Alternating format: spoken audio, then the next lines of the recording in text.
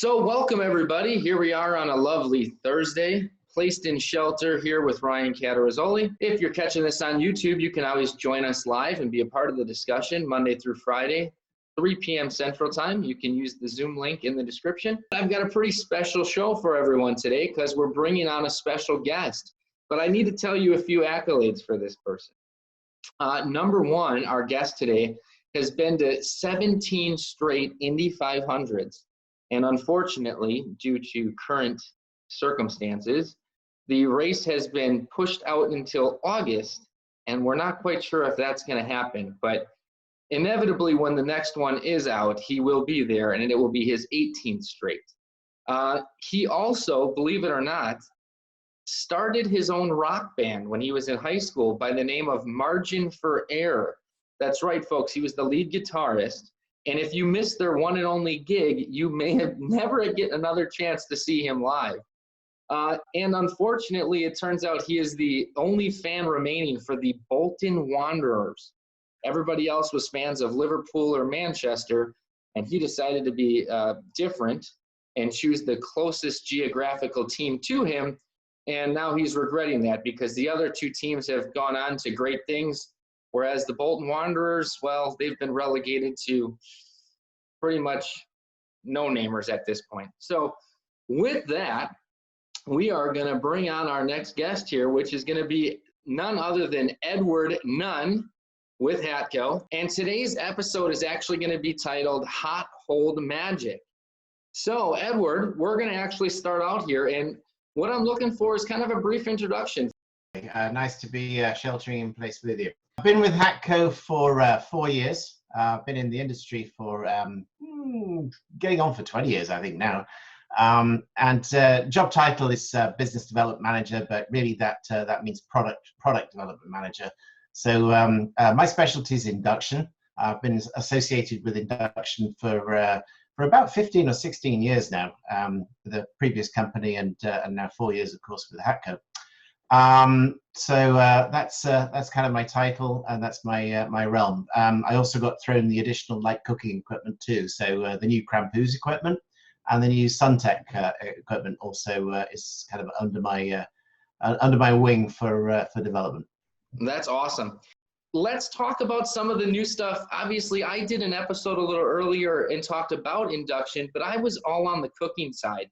You know, there's a whole nother world to Induction that a lot of people don't know about. What's new in Induction on the warming side?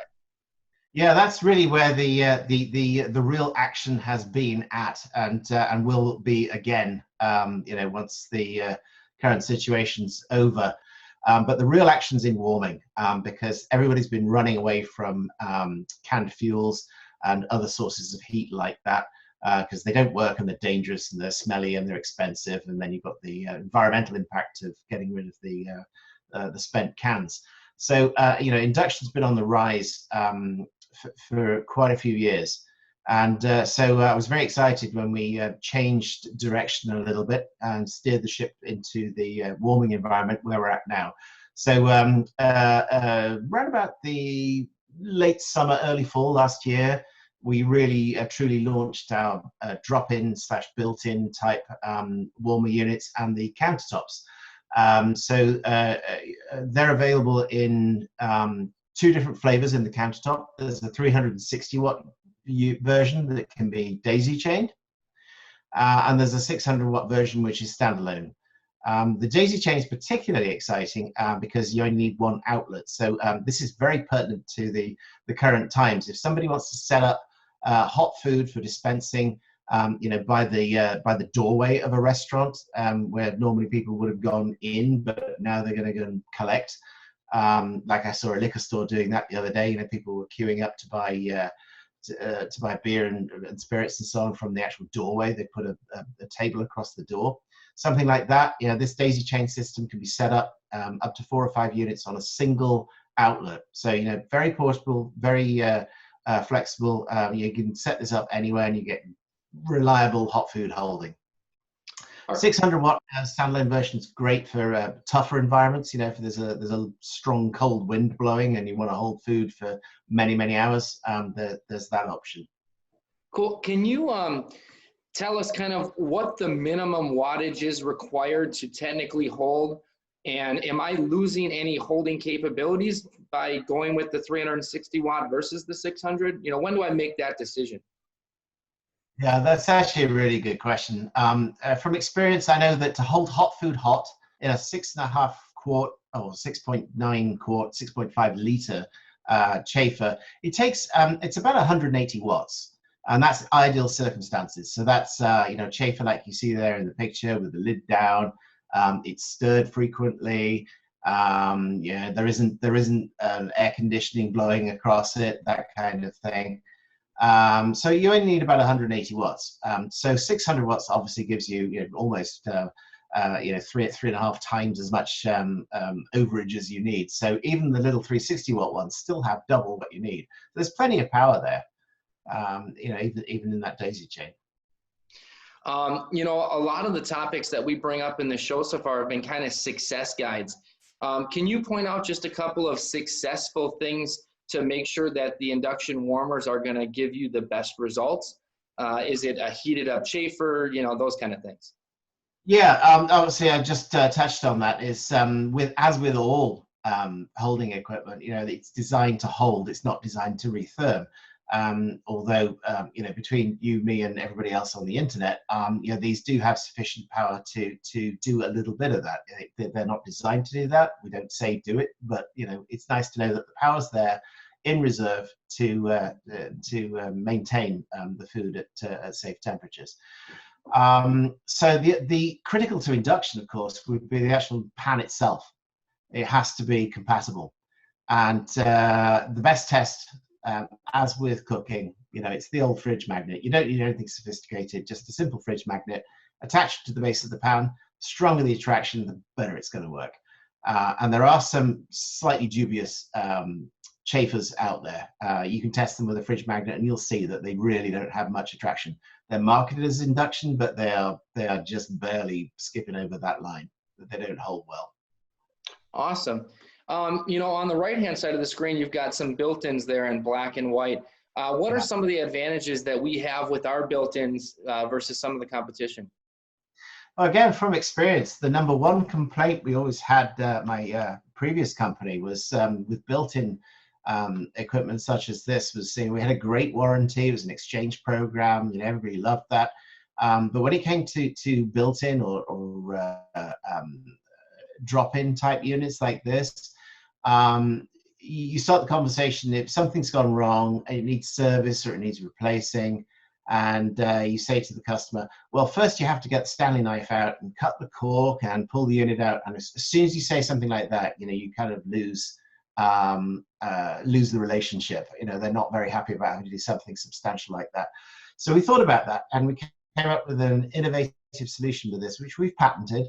And it's a two top design.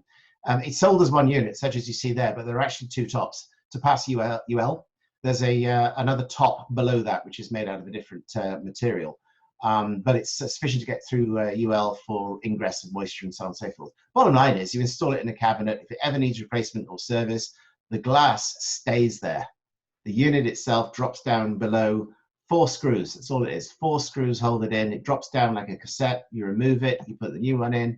Bam, in, out, you're done. So that's perfect for things like stadiums and hotels and so on, where, you know, come showtime, they really don't want a service guy messing around for hours, and nor do they want holes in the counter. So we've really thought about this from a serviceability point of view and ease of living with it. That is great. It's great to hear that we've actually had service in mind. I know so many times that's an afterthought. So it's great to hear. You know, because we've got a kind of a time limit here, I do want to move on. What are some of the newer things that we have? You know, obviously some people are going to be asking about the understone, kind of the hidden options of the world. What can you say about that from the Hatco side? What do we got working? Well, we've managed to address both fronts. There's 2 existing systems on the market, and we've addressed both of them. One is suitable for use under Porcelain, the concealed warmers, if you will, but you don't need a permit. The concealed warmers, this is the first one. This goes under Porcelain. Porcelain is a very, very durable material. it is really resistant to heat. You know, the thing is made at, I don't know, 5,000 degrees or something. So it's very uniform. It'll take the heat. You can have direct pan contact. Okay, that's critical. You know, it will take that heat. So you don't need any trivets or anything like that. The warmers are concealed underneath that porcelain stone, but it does have to be the porcelain. We do have a unit suitable for that. The material is sold under various brands. I put some up there, you know, Fiandre, Sapping Stone, Decton.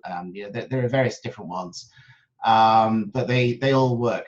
We've not made it an open catalog item because we don't want the worst case scenario, which is when somebody would put this under granite, you know, trying to use natural stone. Natural stone has little imperfections, fissures, cracks, things like that in it. And potentially, if you get a hot pan sitting in a spot and then a, you know, cold stone immediately around it, you could have a thermal gradient, and you know, you could crack that stone. So we don't want to do that. But this system is for porcelain. Moving on, we do have a system in the works for addressing the natural stone. So here it is. We're in the final testing of it. It does have a trivet. This trivet is great though. It's flexible. It's very durable. It's easy to live with. It's easy to use. This helps you locate where the unit is underneath, but importantly, it provides that thermal gap, that break, so you don't get the hot pan in direct contact. So this means this unit, different to the other one, this unit can be used with granite, marble, quartz, you name it. Awesome. Going back to the porcelain one question that comes to mind for me is, how does the operator identify where the pan or the chafing dish needs to go? Is that just a learned behavior? It is a learning thing, yeah. You do kind of get used to it. We do have a little trick. We are putting on an arrow on the middle of the control panel. So it's a little bit of an installation trick. So at least you get one direction notified by where the control panel is. You know, you get told that it's that way. And so indeed with the location of this one with the trivets, you know, where do you put the unit down? Once you get the first one down, it's pretty easy. Yeah, the first one, you get the first direction. You have to kind of play with it a little bit until it tells you. I won't say how yet because that's kind of our little secret, but it'll tell you when you've found the spot. Once you got that first one down, the others are easy because they're all going to be in a line. Okay, awesome. That's all great information. You know, thank you so much for joining us. That's going to wrap up the initial part of our show here, but our favorite part's coming up. So let's open this up for some questions and answers here from our audience. Can you cook on the warmer? I'm assuming the 600-watt warmer would be his initial ask. No. It's a great question, actually. The built-in warmers, they are temperature controlled. We deliberately do not show a temperature on the control panel because that, again, from experience, you know, if you show 150 and somebody probes the food and it's 140, you're going to get complaints.